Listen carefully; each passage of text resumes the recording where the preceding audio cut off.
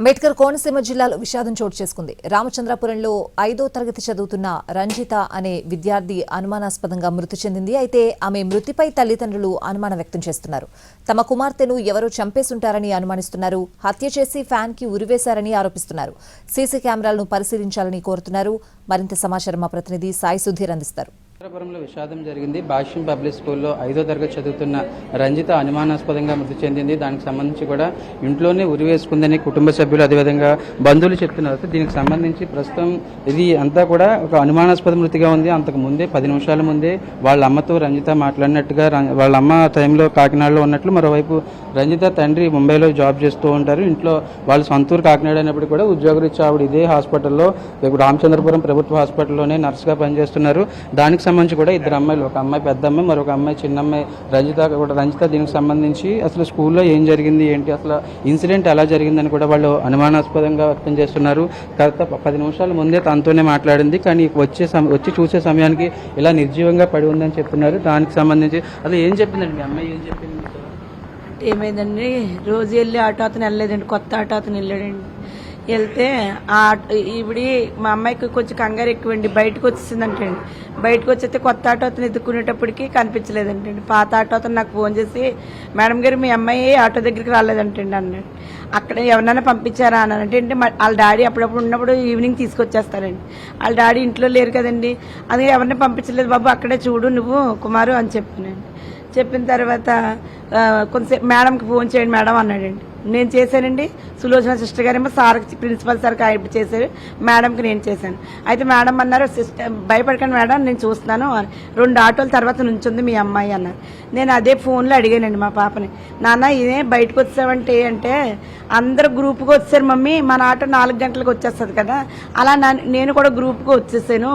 అయితే ఒక్కరోడు గ్రూప్గా వచ్చేసిన తర్వాత అలా ఆటో రాలేదని వెనక్కి వెళ్తున్నట్టు మేడం, ముందుకెళ్ళి మళ్ళీ వెనక్కి ఎందుకు వస్తున్నారా అన్నారు. అలా నన్ను తిడతారేమని అక్కడే ఆటోల దగ్గర నుంచున్నాను మమ్మీ. అయితే కొత్త ఆటో అతను నేను చూడలేదు మమ్మీ అన్నదండి. అయితే అమ్మ నేను వచ్చేస్తున్నాను, ఆల్రెడీ బస్సు ఎక్కేసానండి కాకినాడలో, నేను వచ్చేస్తున్నాను, నేను నువ్వు బట్టలు మార్చేసేసుకుని నువ్వు ఏమన్నా ఉంటే రిటర్న్ చేసుకుని తొలిపేసేసుకో అమ్మ, ఎవరు వచ్చినా తీకంటే ఓకే కాకినాడ వెళ్ళావా అన్నదండి. ఎప్పుడు ఇదే చెప్తుందండి, తొలిపేసుకుంటాను మమ్మీ నేను తీయనంటదండి. మా పెద్ద పాప అన్న తెత్తు కానీ ఎవరైనా వస్తారు తీయదండి. మరి ఎలా జరిగిందన్నది నాకు తెలియదు. మీరు ఇంటికి వచ్చి చూసే సమయానికి ఎట్లా ఉంది? ఎవరైనా నేను ఇంటికి వచ్చేటప్పటికి తలుపులు అన్నీ వేసేసి ఉన్నాయండి. విత్ బెడ్రూమ్ కిటికీ తలుపులు కూడా వేసేసి ఉన్నాయి.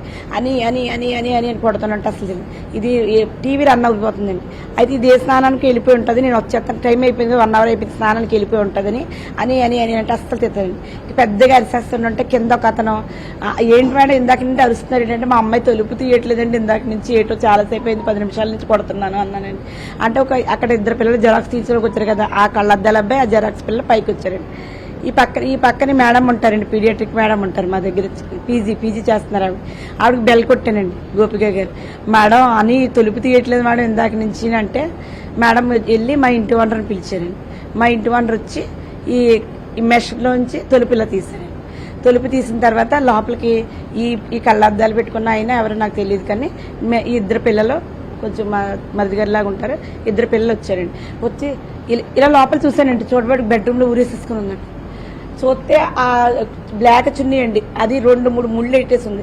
పిల్లలు ఇప్పుదామంటే అసలు ముళ్ళు రావట్లేదండి. అయితే ఇలా ఉందండి, అంటే ఈ పీకి మొత్తం ఉరేసి లేదు, అంటే ఇలా ఉంది, కానీ ఏమి నాసలేదండి, ఏమి నాసలేదు. ఉన్నాయి సార్, ఎవరో వచ్చి దిండుతో ఏమన్నా నొక్కేశారా మా అమ్మాయిని, నొక్కేసిన తర్వాత ఈ మంచం మీదే పడిపోయింది అని అనుకుంటారని ఊరేసేసారేమో నా డౌట్ అండి. మీతో అంతకు ముందే ఫోన్ లో మాట్లాడినప్పుడు ఏమైనా చెప్పారా అన్ఈజీగా ఉందని కానీ, లేదంటే ఇట్లా? లేదు సార్, నేను 4:35 4:36 ఫోన్ చేశానండి, 4:45 ఫోన్ చేశాను, అమ్మ నేను వచ్చేసాను అన్న. వచ్చేసాను అన్నదాన్ని నేను ఇంట్లో ఉండదు కదా, నేను భయపడలేదండి. లేకపోతే నాకు ఈ గోపిక మేడం నన్ను వెళ్ళమంటానండి, కింద సులోచన గారు నన్ను వెళ్ళమంటాను. మా అమ్మాయిని నాకు ఒక గంట లేట్ అవుతుంది అనుకోండి, గోపిక మేడంకి చెప్తాను, మేడం మా అమ్మాయి దగ్గర ఉండండి, అయితే మా అమ్మాయిని మీ దగ్గర పిలుచుకోండి అని చెప్తాను. ఆల్రెడీ వచ్చేస్తున్నానండి, కరప దాటేశాను. ఆ ఇంటి ఓనర్ గారిని కూడా, అంటే సీసీ కెమెరాలు ఉన్నాయండి, ఆ సీసీ కెమెరాలు పరిశీలించాలండి, ఇంటి ఓనర్ గారిని కూడా మీరు ప్రశ్నించాలండి, అంతే. తరగతి చదువుతున్న 11 ఏళ్ల రంజితకు సంబంధించి అనుమానాస్పద మృతిగా కుటుంబ సభ్యులు చెప్తున్నారు. దానికి సంబంధించి కూడా అంటే దీని అసలు ఏం జరిగిందో ఏంటో 10 నిమిషాల ముందే తనతో మాట్లాడిందని వాళ్ళ అమ్మ చెప్తుంది. ఇదే హాస్పిటల్లో ఆమె నర్సుగా పనిచేస్తారు.